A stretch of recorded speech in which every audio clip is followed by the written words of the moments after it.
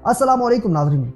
चीन और पाकिस्तान ने एक मुश्तरका अमन फ्रेम वर्क पेश किया है, एक ऐसा दस्तावेज जिसे आलमी सतह पर कशीदगी कम करने की कोशिश के तौर पर देखा जा रहा है।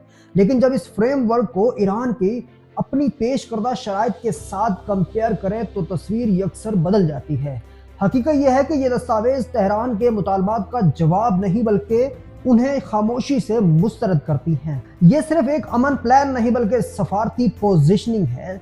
बज़ाहिर नेचुरल ज़बान इस्तेमाल की गई है मगर इसके अंदर वाज़े झुकाव मौजूद है। असल मकसद मसला हल करना नहीं बल्कि मसले को मखसूस अंदाज में मखसूस फ्रेम में डालना। ईरान के मुतालबात को एड्रेस करने के बजाय उन्हें रीफ्रेम करके कमज़ोर किया गया है। 31 मार्च 2026 को बीजिंग में चीन के वज़ीर ख़ारजा यांग जी और पाकिस्तान के वज़ीर ख़ारजा इसहाक डार के दरमियान एक अहम सफारती मुलाकात होती है। ये मुलाकात एक अचानक पेशरफ नहीं थी बल्कि एक मुनज़्ज़म सफारती सिलसिले का अगला मरहला थी।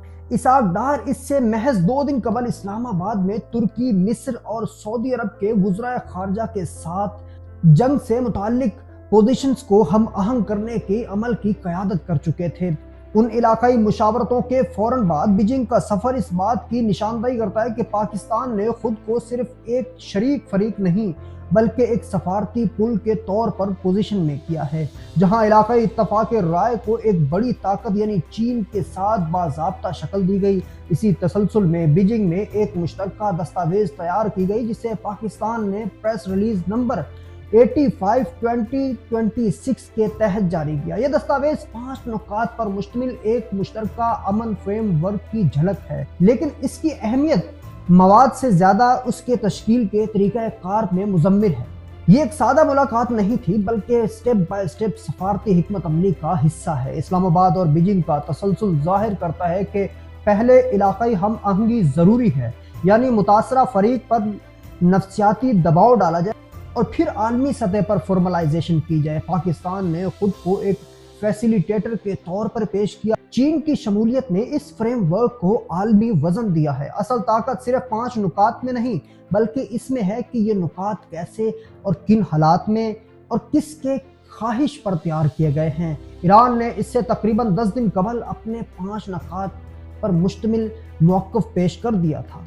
बज़ाहिर दोनों दस्तावेज़ात की साख एक जैसी है, 5 नुकात, रस्मी ज़बान और अमन की बात, लेकिन जब इन्हें साथ रखकर पढ़ा जाए तो एक बुनियादी हकीकत सामने आती है। ये हम आहंगी नहीं बल्कि एक साख्ती इख्तलाफ है जिसे सफारती ज़ुबान में नरम बनाकर पेश किया गया है। पहला नुक्ता जंग बंदी की नोयत का है।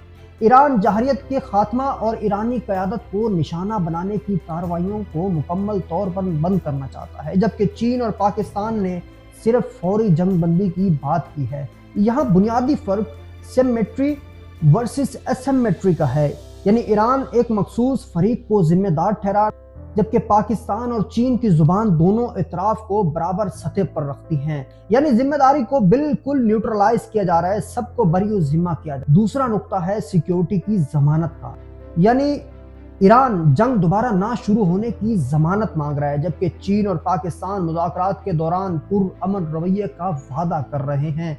ईरान एक बाइंडिंग सिक्योरिटी मैकेनिज्म चाहता है जबकि चीन और पाकिस्तान सिर्फ प्रोसीजरल कमिटमेंट दे रहे हैं, यानी एक तरफ मुस्तकिल तहफ़्फ़ुज़ और दूसरी तरफ वक्ती नज़्म ज़ब्त। तीसरा नुक्ता है जंगी मुआवजे का। ईरान अपने नुकसानात का अजाला और मुआवजे की मांग कर रहा है जबकि चीन और पाकिस्तान ने यहाँ पर मुकम्मल खामोशी इख्तियार की है। यह खामोशी महज पॉइंट को नज़रअंदाज करना नहीं है बल्कि डेलिब्रेट ओमिशन है। मुआवजे को शामिल ना करना इस पूरे फ्रेमवर्क को माली और कानूनी जिम्मेदारी से बरी ज़िम्मा करता है। चौथा नुक्ता है जंग का दायरा कार। ईरान तमाम मुहाज़ों पर जंग का खात्मा चाहता है जबकि चीन और पाकिस्तान ने सिर्फ शहरी अहदाफ पर हमले रोकने की बात की है। ईरान अपने इलाकाई इत्तेहादियों को इस मुआहदे का हिस्सा बनाना चाहता है जबकि चीन और पाकिस्तान इसे महदूद करके इंटरनेशनल ह्यूमैनिटेरियन लॉ तक ले आते हैं, यानी जंग की जोग्राफियाई वसअत को कंप्रेस कर दिया गया है। पांचवा नुक्ता है आबनाए हरमस की खुद मुख्तारी का। ईरान आबनाए हरमस पर अपनी खुद मुख्तारी का दावा करता है जबकि पाकिस्तान और चीन ने इसे आलमी गुजरगाह ग्लोबल शिपल लाइन कह रहे हैं। ये सबसे बुनियादी और नाकाबिले मफाहमत तज़ाद है। ये सिर्फ अल्फाज का फर्क नहीं बल्कि लीगल डॉक्ट्राइन का टकराव है। एक मौक़िफ़ खुद मुख्तारी का इलाका कहता है, दूसरा मौक़िफ़ बैनुल अक़वामी रास्ता कह रहा है। दोनों बातों में बड़ा तज़ाद है। चीन और पाकिस्तान के फ्रेमवर्क ने जिम्मेदार को सेमेट्राइज किया, सिक्योरिटी को वीक प्रोसीजरल ट्रिम तक महदूद किया, माली मुतालबात को इग्नोर किया, जंग के दायरा कार को नैरो किया और सबसे अहम कानूनी बुनियादी यानी आबना हुर्मस पर ईरान के मौक़िफ़ को यकसर मुस्तरद कर दिया।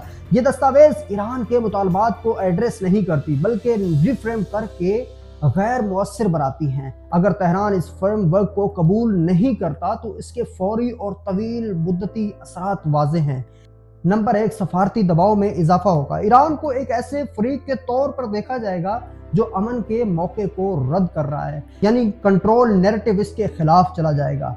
दूसरा, जंगी कार्रवाइयों का जवाज बनेगा। चूंकि एक बाज़ाब्ता अमन तजवीज़ मौजूद थी जो तस्लीम नहीं की गई, इसके बाद होने वाली किसी भी अस्करी कार्रवाई को ये कहकर जस्टिफाई किया जा सकता है कि रास्ता दिया था मगर कबूल नहीं किया गया। तीसरा है तन्हाई का खतरा, डिप्लोमेटिक आइसोलेशन। चीन और पाकिस्तान जैसे ममालिक की मुश्तरका पेशकश को रद्द करना ईरान को जुज़वी तौर पर सफारती तन्हाई की तरफ धकेल सकता है, खासतौर पर ग्लोबल साउथ में। दूसरी तरफ ईरान के लिए स्ट्रेटजिक स्पेस मौजूद है, यानी वो इस फ्रेमवर्क को मुस्तरद करके अपने असल मुतालबात पर कायम रह सकता है और ये मौका इख्तियार कर सकता है कि ये तजवीज़ उसकी बुनियादी सिक्योरिटी ज़रूरियात और देरपा अमन को पूरा नहीं करती।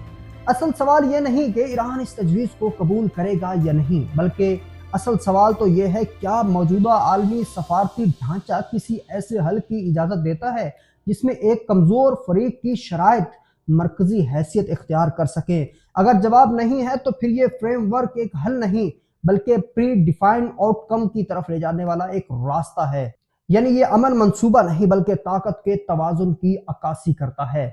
इसमें ईरान के मुतालबात शामिल नहीं बल्कि उन्हें रीशेप किया गया है बड़े साथ की ख्वाहिश पर, और अगर ईरान इसे मुस्तरद करता है तो जंग सिर्फ मैदान में नहीं बल्कि एक बयानिए में भी इसके खिलाफ चली जाएगी। अल्लाह निगहबान, अपना ख्याल।